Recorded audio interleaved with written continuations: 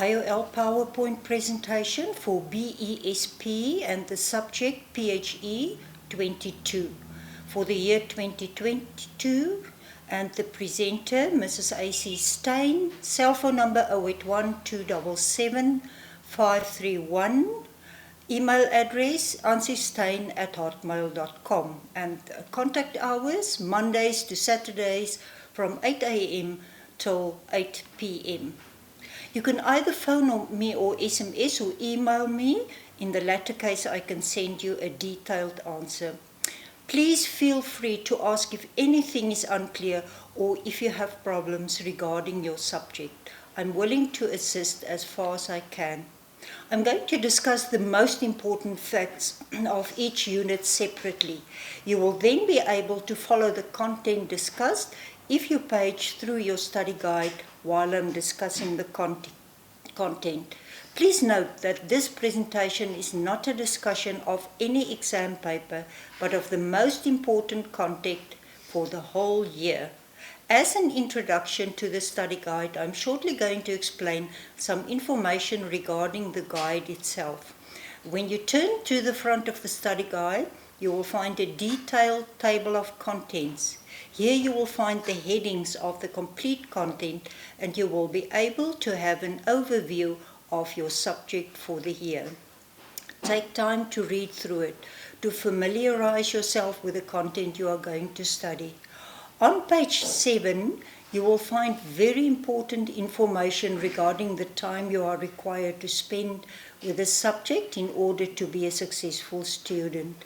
Because this is distant teaching, it's very important that you spend adequate time right throughout the year with your study material. To just start studying before the exams will not be wise, and it will be hard to write the exam successfully. I recommend that you spend time every day with your studies. Even half an hour every day will be worthwhile. Consistency is the key to being a successful student. When you turn the page, you will find action verbs. These words form the key of the assignment and also the exam paper. For example, when you are requested to analyze facts, you will have to present facts in detail, and when you have to outline, you have to only give an overview and present the main features. Make sure to know what is expected of you when these verbs are present in your assignment and the exam paper. Also read through page 9 and 10. When you turn to Unit 1, you firstly find the table of content of this unit and then learning outcomes. Learning outcomes are an indication of what content you will find in this specific unit. Learning activities, that's LA in short, follow the learning outcomes. In these learning activities, you will find specific questions regarding the content of the specific unit. It will be wise to firstly try to answer these questions on your own, and thereafter look at the answers which are at the end of each unit. When studying for the exams, use these questions to study because they form the core of the content and are very important. And do not forget to also study the assignment you completed, because some of these questions will also be asked in the exams. So let us start with each unit separately now. Follow in your guide as I discuss the content. Unit 1. In 1.1, the terms physiology and anatomy are discussed. Physiology is the science of how living organisms function, while anatomy is about the structure of the body, what the parts of the body look like and where they are located. In 1.2, the body's systems are discussed. You need to know the following systems: the skin, respiratory system, immune, endocrine, nervous, urinary, and circulatory systems. 1.4 defines certain fitness terminology. For now, you only need to know the definitions of flexibility, as found in 1.4.1, and muscular strength in 1.4.2, speed in 1.4.4, and agility in 1.4.5. Make sure to know these 4 definitions by heart. Currently, young people experience certain health problems like HIV, malnutrition, that's not necessarily not enough food, but not a balanced, well-nourished diet. Mental health problems like depression and anxiety, etc. In fact, 20% of adolescents will at any given time experience a mental health problem. Study to know all problems experienced as found in 1.6, also to be able to discuss them. Physical education does not only influence the body but also the mind. To see how PE has an influence on emotional, that's mind stability, study these facts. They are set out in 1.9. Another important aspect is teamwork amongst members in a sports team. A good coach should be able to develop this, and tips on how to do it are to set the tone, provide positive feedback, and to be consistent. There are quite a few more guidelines, so study 1.10 on this topic. Also, study the value of jogging and walking as set out in 1.11. These are the most important content to study in Unit 1.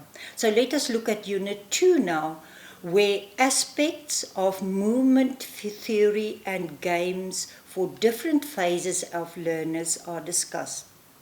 In 2.1, the 3 categories that movement skills can be divided into are discussed. The first category is locomotion. Locomotion concerns the movements where the body is transported in a horizontal or vertical direction, meaning parallel to the ground or upright, from one point in space to another. For example, when you run, you move vertically, that's upright, from the starting line, a point in space, to the end, another point in space. Make sure to understand this concept.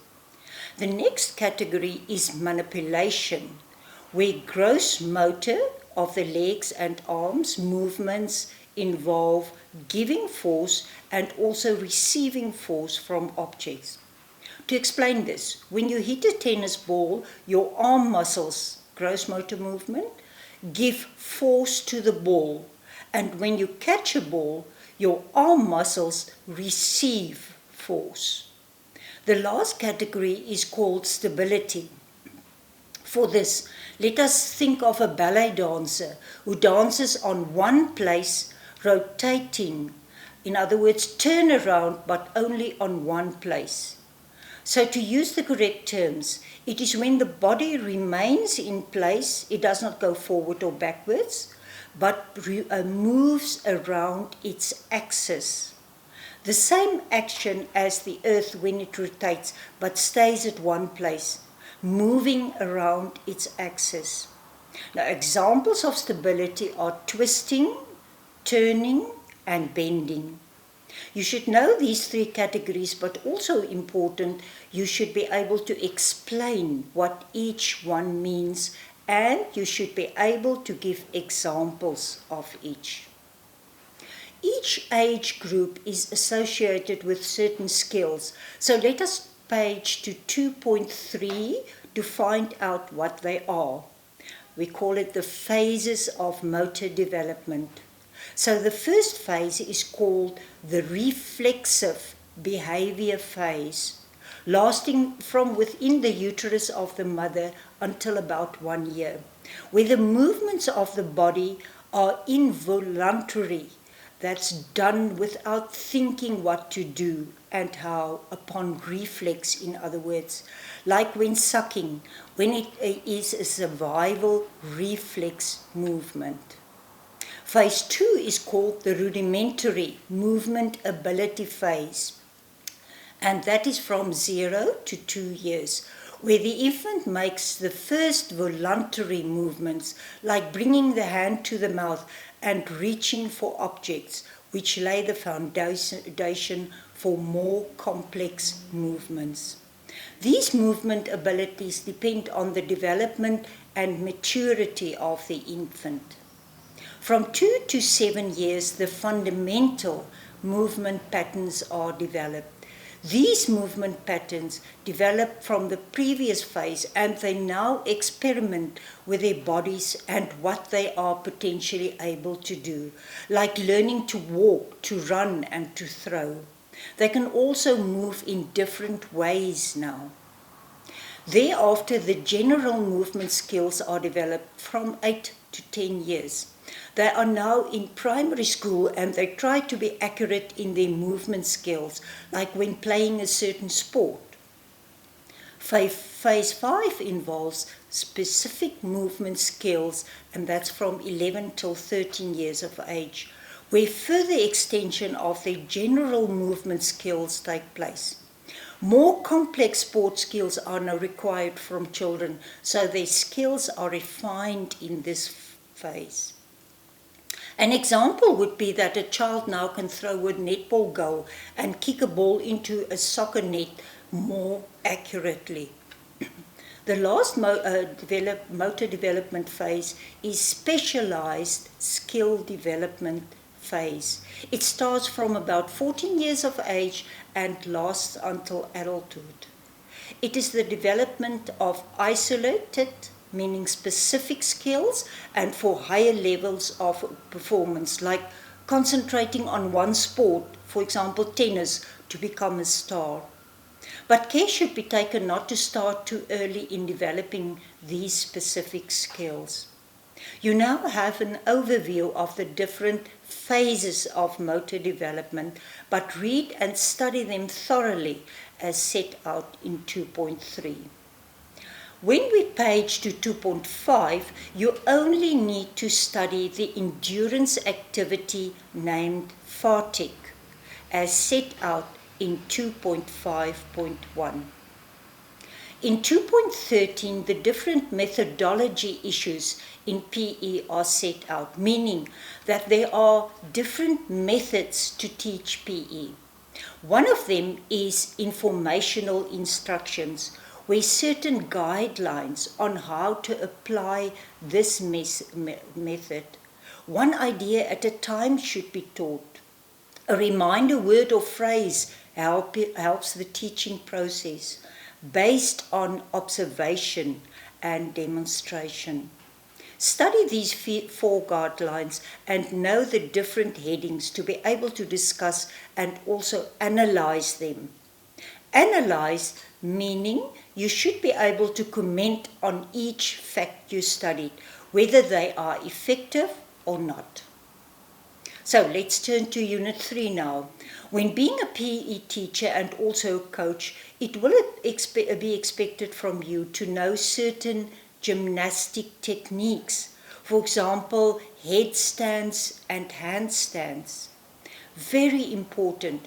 A coach should know 100% what a certain technique entails. Otherwise, learners can be injured during the execution.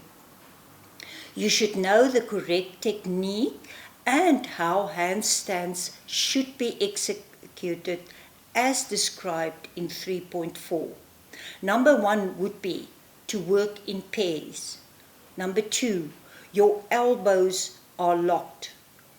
Arms held against the head and shoulders must be stretched. Make your whole body straight. Number 5, hips and shoulders may not be bent, and all the body muscles must be powerfully contracted. The handstand is started with a powerful upward kick of the rear leg and a push from the front leg. The rear legs, hips, shoulders and arms must be kept in a straight line. Now you will notice that I numbered the steps. There are 9 steps. This will help you to break up the steps and ease the learning process of how to teach children handstands. In 3.5, several gymnastic jumping or then vaulting activities are listed. Make sure to know at least 5 names. Rhythmic floor routines are very artistic and done with music, quite skillful exercises. In 3.8, the whole routine is described using, for example, ribbons, clubs and balls. Study to know the apparatus which can be used during this routine, but also to be able to discuss what these rhythmic floor routines entail. Gymnastics need not always be done with expensive equipment. In 3.9, different ways on how to do these exercises without all proper equipment are discussed. Make sure to know at least 4 of them. There are 6 topics of importance when we turn to Unit 4. Sport builds character and a learner who participates gain certain good character features like good moral habits, meaning to play fairly and not lying about their age, to play in a younger team which is unfair and also not taking bribes. Make sure to be able to discuss this heading, moral habits, in 4.1.3.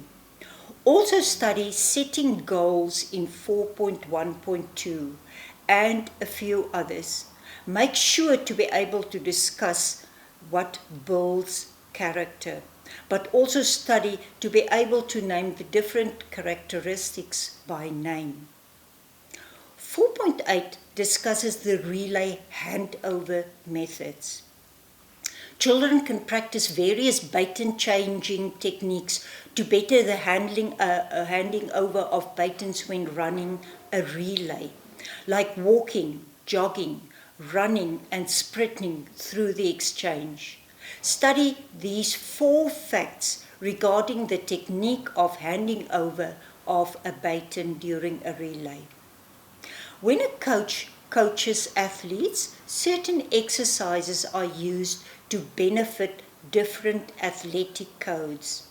Study the exercises names beneficial for short put athletes specifically, as named in 4.15.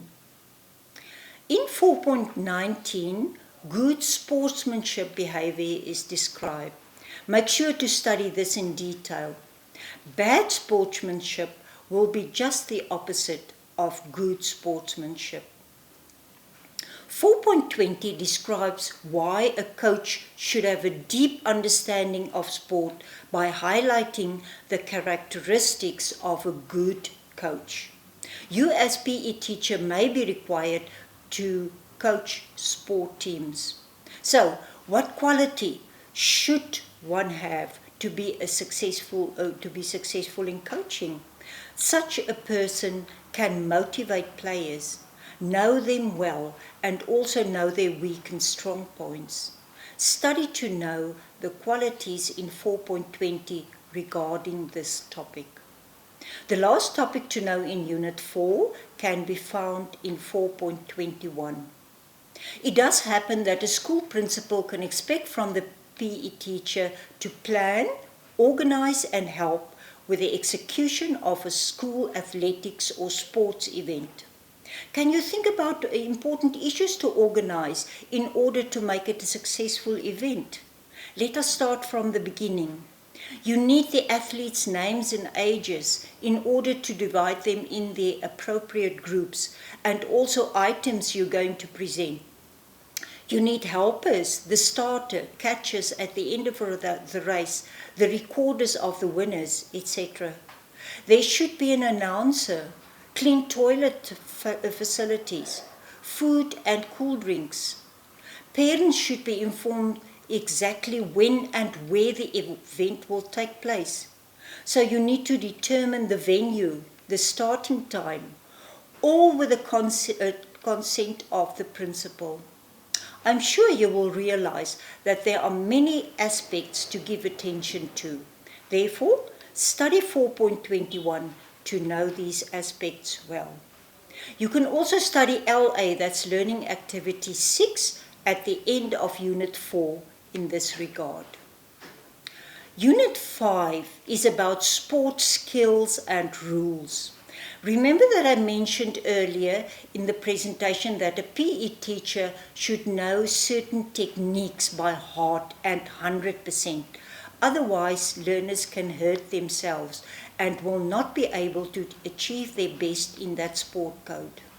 In this unit, 5.1 describe ways to teach learners dodging strategies. Study these 4 facts as set out in 5.1. 5.2, the technique on how to catch a cricket ball correctly. I believe that if you do the action yourself while describing it, you will be able to study and describe the action better. That's how to catch a cricket ball in 5.2. In 5.3, the rules of cricket. You must be able to discuss at least 6 rules of cricket. Also study the rules of soccer as set out in 5.6. Safety on the playground is of utmost importance and is the responsibility of the teacher on duty. Can you think how you will make sure your learners are safe and always taken care of? Rules for a start are very important. You should set up some rules, but also the learners should understand and know these rules. Proper supervision at all times is very important. Never leave them in the hands of other learners, not even older ones. Water should always be available for learners to hydrate themselves regularly. You should know which learners have health problems like asthma and also how they should be treated if necessary. In fact, there are many other measures regarding the safety of the learners, so study 5.11 well. Related to this is the fact that the PE teacher should be disciplined despite the fact that this kind of class happens in a less structured environment. Now 5.10 sets out what a teacher should do in order to keep discipline and to set a safe environment for activities. Make sure all the children understand the rules and understand that the rules are there to keep everyone safe. Positive discipline is very important, and also get down to the child's level and listen to their point of view. There are more tips for a safe, structured class, so study to know them all. But unfortunately, accidents can and do happen on the playground. How to handle them are described in 5.12 in detail. Study to know these first aid procedures. Unit 6 is about games for pairs like tennis and chess, games for larger groups like rugby and soccer, games for small groups like the numbers game and body parts. Now, how can these facts be asked? You should be able to identify them and also give examples of each kind of games. For example, identify. Soccer is a game for what groups? And then your answer will be large groups. Another way, name. Name a game for small groups. And the answer will be the numbers game. So study 6.1, 6.2, 6.3, 6.4 and 6.5 in this regard. When presenting a PE class, traditional games can be presented for learners to identify themselves with their own culture and for the other cultures in your class to gain knowledge about their peers. I'm only going to give attention to one game, namely Okereke as described in 6.6. Each one of these games has a traditional name. This game's English name is Bottle Tops. When studying this game, make sure to know exactly how it is played. It is of no use if you only know part of the game. I would suggest you play this game yourself, then it will be much easier to describe it. So study this, and it is described in 6.6. 6.10 is the last paragraph of importance in this unit, where the importance of a year plan for the subject PE is discussed, meaning a plan on what should be done in PE for the whole year should be set out at the beginning of each year. Can you think of reasons why? Look them up in 6.10 and study them. So let us look at the important content of Unit 7 now. There are certain elements of rhythm that you must teach learners so that they can move effectively according to a certain rhythm you play to them. They must understand the underlying beat, the rhythmic pattern, the tempo, that's the speed of the music, the accent, the emphasis, in other words, given to any one beat, and the intensity, how loud or soft the music is played. See 7.3 for details. Dancing can be of much value to the learners because it enhances the following skills: flexibility, strength, endurance. Balance is influenced by stability. Read and study 7.5 in this regard. Another point is noise. Noise, being too loud, can pose serious threats to children. How? It can interfere with speech and language development. It could impair that strain hearing and also learning. It can result in permanent hearing loss. It can even disturb the cardiovascular system of a child, and it can disturb their sleep. These facts are set out in 7.6. In the last unit, Unit 8, should be studied under the following paragraphs. There are certain consequences when being unhealthy and unfit. It increases the chance of illnesses such as heart disease, strokes, etc.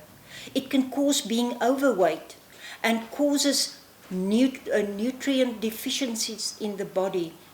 Being unhealthy and unfit can also be the cause of increased and unprocessed stress, because regular exercise releases chemicals that help with stress release. Make sure you will be able to teach and encourage your learners to live a quality and healthy lifestyle. And study 8.4 for these facts. Hygiene is such an important issue these days. How will you teach learners to live a hygienic life? Not only the body, but also the hands, the nails, the teeth, etc. In 8.5, these areas are set out. Make sure to know them. A good posture at all times has its benefits. Can you think why? Study 8.7 in order to be able to describe this in detail. What nutrients does a body need to be healthy and well balanced? Carbohydrates for stimulating the immune system, proteins to build and repair body cells, fats to protect our vital organs like the heart and liver, vitamins, it utilizes, meaning uses, energy that it gets from example, proteins. Fiber for a healthy digestive system, water to stay hydrated. So it's clear that our bodies need all these nutrients. 8.8 discusses these facts in detail about a balanced diet. You should be able to name the different nutrients, but also what each nutrient is important for to have a good and well-balanced body, meaning the job of each nutrient. Also discussed in 8.8 is the importance of a balanced diet. It provides the body with all the different nutrients needed for the daily life. You will not run the risk of being overweight or develop diseases like diabetes. Gout is associated with an unbalanced diet, so to eat a balanced diet will exclude this illness. A balanced diet prevents infections of the body. It improves mental, meaning mind ability. There are many benefits when eating a balanced diet. Study therefore this paragraph well. This concludes my discussion regarding the most important facts in your study guide. As mentioned previously, make it your priority to study right throughout the year, consistently and every day, even if only for a short while, but every day. In conclusion to presentation, I would like to mention a few important facts regarding your coming exams. Please take note of them. Please note that you only need to study your study guide for the exams. Before you study the actual content, you first need to acquaint yourself with the learning outcomes of each unit. These learning outcomes form the core of your studies and guide you through the content and can be found at the beginning of each unit. After you've studied this, you will know what the unit is all about. Thereafter, you must look at the learning activities which follow the learning outcomes. It will be wise to do all these activities to the best of your ability before looking at the answers at the end of each unit. And after you've completed them, you can go back to the answers at the end of the unit and measure your knowledge against the complete answers. In this way, you will get to know the content and also will know how questions can be asked in the exams. The study guide contains adequate information and facts. It's not necessary to study from any other source for the exams. Remember to also study your assignment for the examples. And remember that when answering a question, facts from different parts of the study guide can be applicable. It's not necessarily limited to one part of the guide.